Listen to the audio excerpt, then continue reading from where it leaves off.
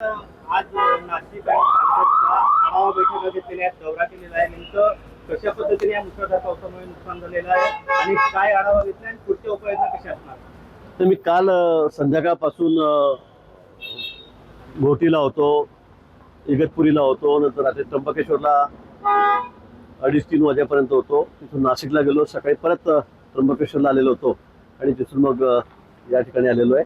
कारण पालघरमध्ये खूपच पाऊस जास्त झालेला आहे आणि त्याबरोबर पाणी खूप साचलेलं आहे. ठिकठिकाणी कनेक्टिव्हिटी या ठिकाणी नाही आहे. खूप वेळा रस्ते बंद राहिलेत, रेल्वेचाही प्रॉब्लेम झालेला आहे आणि म्हणून मुख्यमंत्री महोदय म्हणले की जाताना पालघरहूनच बघून ये. आणि म्हणून वसई विरारचे जे तिथले अधिकारी आहेत, विशेष करून नगरपालिकेचे, महापालिकेचे, त्याच्याशी माझं बोलणं झालेलं आहे. तिथे सुद्धा कनेक्टिव्हिटी नाही आहे. विशेष करून म्हणजे आता मोबाईल वगैरे सेवा तिथली जवळपास बंद पडत चाललेली आहे. कारण सगळे टॉवर पाण्याखाली आहेत, तिथले बॅटरी मशीन सगळे पाण्याखाली आहेत. त्यामुळे ती मोठी एक अडचण त्या ठिकाणी आहे. पण शासनातर्फे SDRF, NDRF सगळ्या टीम आमच्या या ठिकाणी आहेत. स्वतः कलेक्टर मॅडम या ठिकाणी आहेत, प्रतिनिधी या ठिकाणी आहेत आणि सर्व पोलीस यंत्रणा असेल, महसूलची यंत्रणा असेल, सर्वजण, महापालिका, नगरपालिका, हे सर्व लक्ष देऊन त्या ठिकाणी आहेत. मला वाटतं आज उद्यामध्ये थोडा पावसाचा कमी होईल. जो रेड अलर्ट आपल्याला आजही सांगितलेला आहे, पण मला वाटतं तो आता हळूहळू उद्या परवापासून कमी होईल आणि ते झाल्यानंतर मग जनजीवन सुरळीत होईल.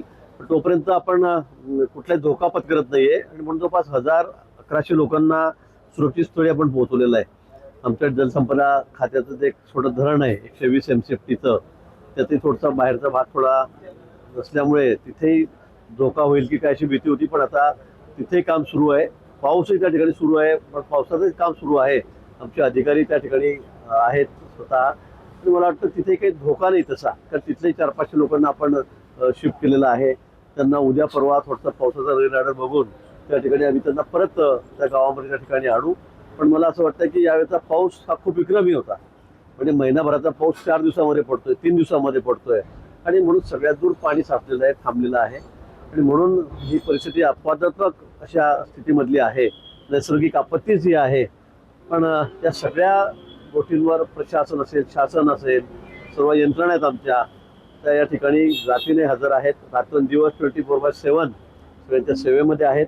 मला वाटतं थोडा त्रास निश्चित नागरिकांना झालेला आहे. घरामध्ये पाणी गेलेलं आहे, नुकसानही झालेलं आहे.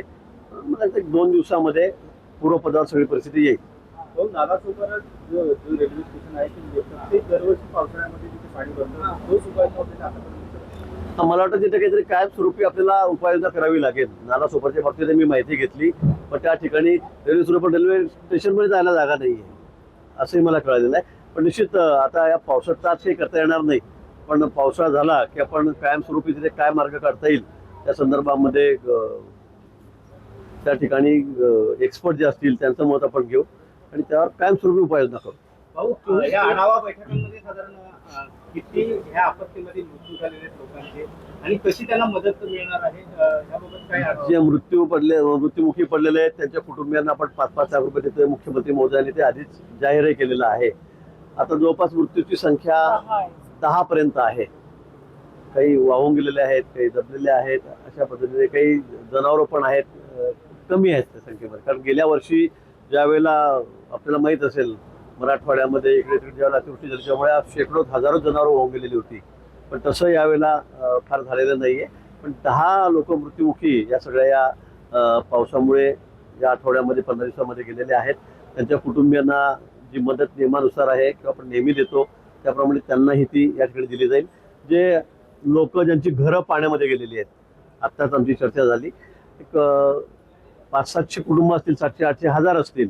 त्या कुटुंबियांना आता 15 दिवस पुरेसं राशन, त्याच्यामध्ये डाळ असेल, तांदूळ असेल, तेल असेल, काय तूप असेल, मीठ, चटणी, अगदी हळद, सगळं जे रोजचं आपल्याला लागतं त्याप्रमाणे आम्ही त्यांना उद्याच प्रयत्न करतोय. मी आता सांगितलं, मी ऑर्डरही केलेली आहे की असे आम्हाला पॅकेट भरून द्या म्हणून व्यापाऱ्यांना.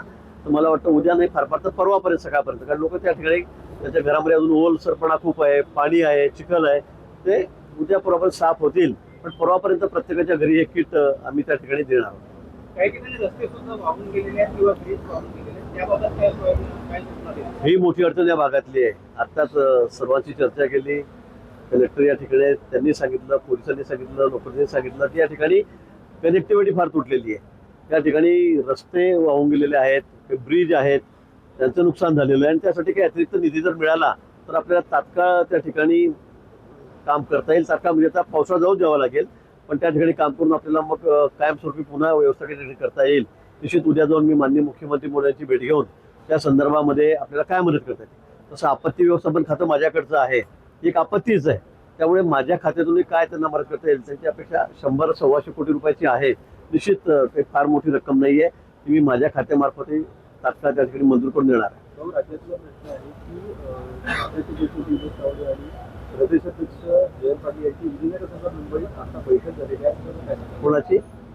चौडे साहेब आणि जयंत पाटील पाटलांची बैठक. अच्छा, नाही मी तर 3 दिवस झाले बाहेरच आहे, त्यामुळे मला त्या बैठकीबद्दल किंवा चर्चेबद्दल काही माहिती नाही किंवा मी ऐकलं पण नाही. तुम्ही सांगतायत मला आता. लाडकी बहिणीच्या अनुदानासंदर्भात काही रक्कम वाढवण्यासंदर्भात काही चर्चा सुरू आहे. लाडकी बहिणीच्या लाडकी बहिणीचं नाही, जे पात्र आहेत मला वाटतं ते सगळ्यांना वेळ पैसे देतोच आता आम्ही.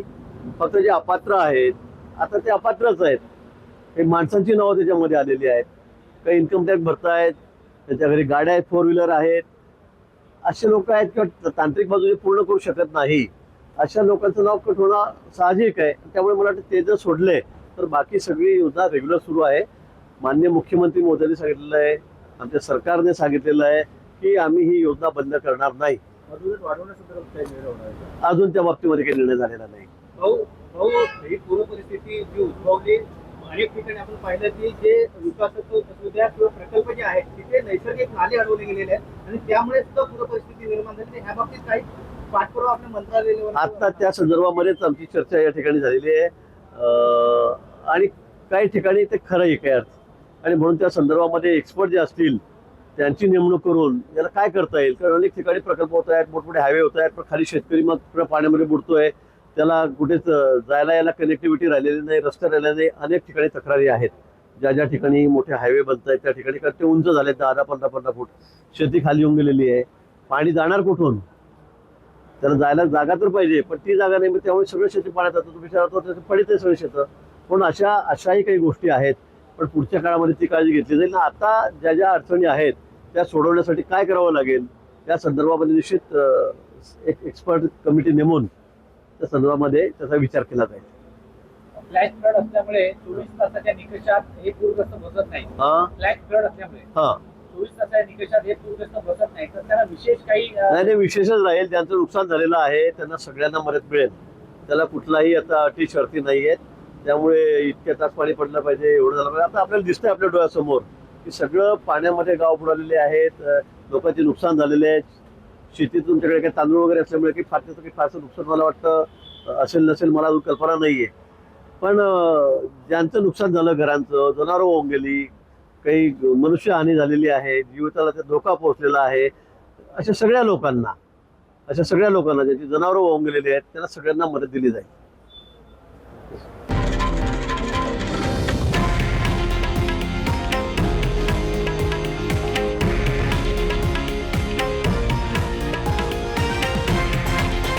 हे आहे देशातील नंबर 1 न्यूज नेटवर्क आणि आपण पाहत आहात TV9 मराठी, एकमेव.